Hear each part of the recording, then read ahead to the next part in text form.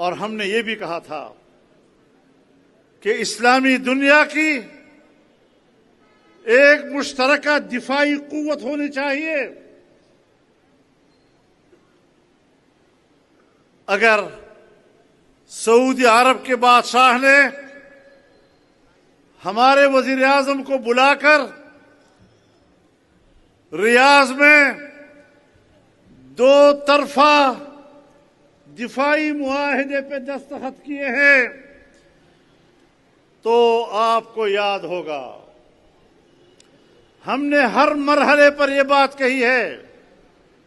فلسطین کا سوال پیدا ہو، کشمیر کا سوال پیدا ہو، برما کے مسلمانوں کا سوال پیدا ہو، دنیا کے کسی بھی خطے میں اگر مسلمانوں کے حق کا سوال پیدا ہو تو ہم نے ہمیشہ کہا ہے کہ سعودی عرب اور پاکستان دونوں اسلامی دنیا کی قیادت کی صلاحیت رکھتے ہیں.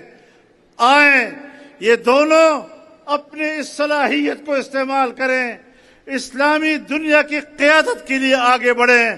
اور میں آج خوش ہوں کہ جمعیت علماء اسلام کے نظریے اور اس کے منشور کے مطابق آج دو ملکوں کے درمیان ایک دفاعی معاہدہ ہو چکا ہے جو اسلامی دنیا کے مشترک دفاعی حکمت عملی کا آغاز ہوگا.